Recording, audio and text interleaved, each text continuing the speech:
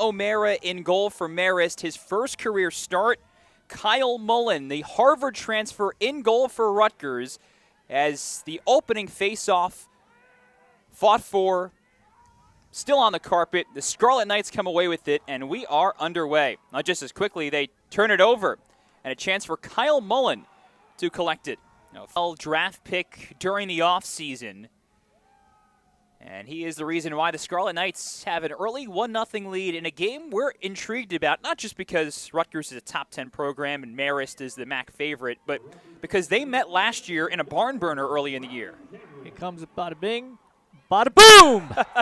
2-0 Rutgers, and the sophomore Dante Coulis finds his first of the year. Don't blink your eyes off the face-off because Rutgers goes downtown and shoots the ball within seconds of picking it up. Dugenio picked that ball up, just transfers it down. Great shot there by Coulis.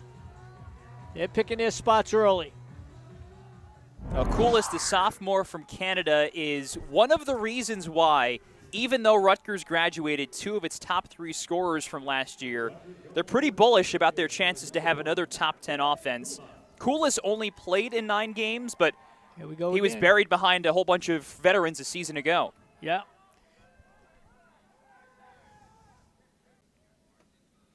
Back live in Piscataway, top 10 Rutgers and Marist. Scarlet Knights with 7 shots and 4 goals so far.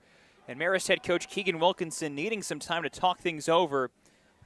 Rutgers has won another face-off. They've won 4 of the first 5. Took Marist more than 12 minutes, but they break the seal in 2023, and it's with Lyons, who's a 2-year captain, former first-team All-MAC honoree, on a team that has as many veterans as Keegan Wilkinson, now his 12th year as Marist head coach. As many veterans as they've ever had.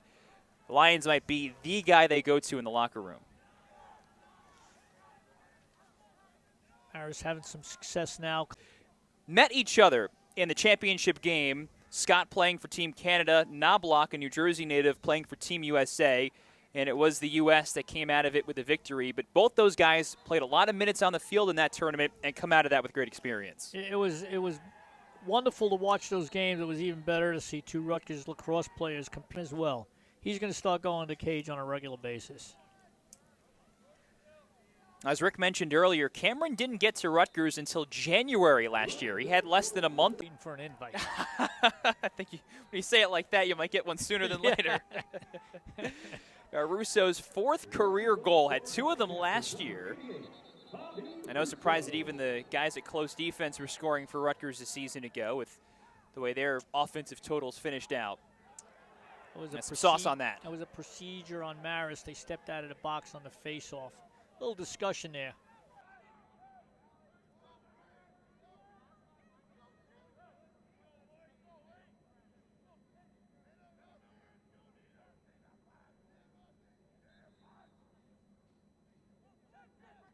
Rutgers unassisted goal scored by number 5, Captain Ross Scott.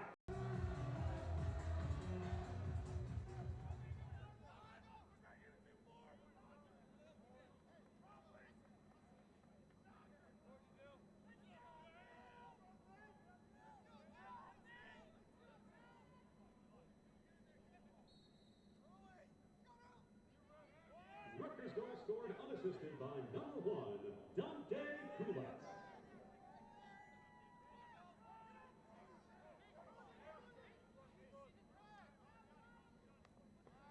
Matches his career best. We must be fortune tellers because as soon as we talk about someone on cue, they show us their ability.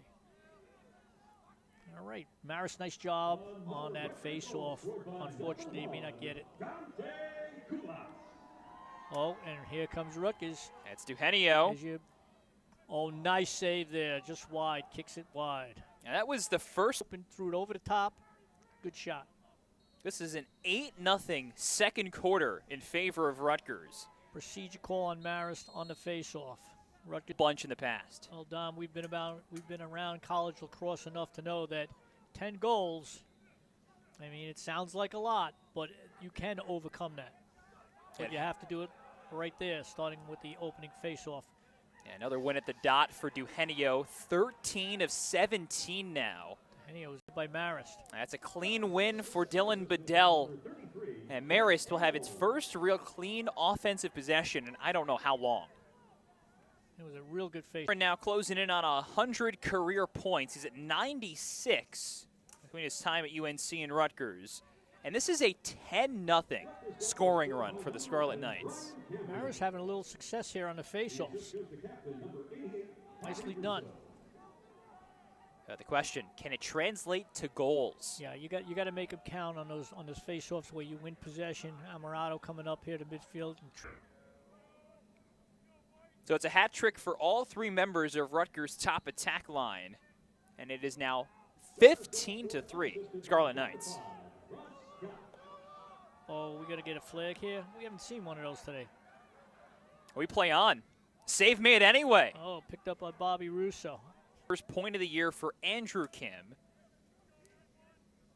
And after that goal, Marist makes a change in cage. Noble Smith, sophomore from the state of North Carolina, is in at goal. And so the day is done for Daniel O'Mara. His final line. Oh, here comes a shot. Oh, Mullen made 2 goals for the Red Foxes here in the third quarter. Keep shooting like that, Dom. He'll have a lot of playing time. Here we go. Off the face-off, another long stick, shot it up and away. That was Ethan Rawl, whose name we have. With names like Scott, Knobloch, Cameron on your roster, it's tough to put Dante Coulis all that high on your scouting report. He's going to rise up scouting reports later on this season if he keeps this up. After other college coach, high school level, you get away with that a lot more than in college.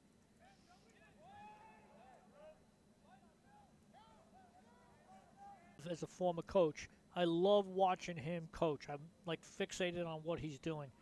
His demeanor, his communication with his players, the schemes he comes up with, and more importantly, at timeouts, when he directs them to do what he wants them to do, they can.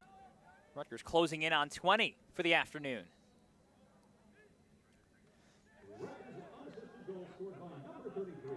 Face off here by Rutgers. Newman wins the face-off. Rutgers offense on the field. Marist has to have that happen while you're up here as well, because you coached his father in football some years ago. Scary. Scary. That means I'm, what, 32 years old or something like that? No, those are my shoes that are 32 years old. Yes. Vinny Amarato with great high school. Season opener. You know, I remember back to that game. Anytime a player gets hurt, I feel for them, because you know the work that they put in to get to this point, to play, earn a starting position and play. When you see a player go down, I remember I felt for him, because Rutgers legacy. Great family. Real happy when he decided to come to Rutgers. Played for Coach Appel at Bridgewater, longtime friend, and he was a teammate of mine here at Rutgers. Comes from a great family, great tradition over at Bridgewater, and now he's at Rutgers. We're glad to have him here. Yeah, Brady's mom, Erin, played softball at Rutgers as well. A long list of Scarlet Knights in that family. That will continue after Brady, too.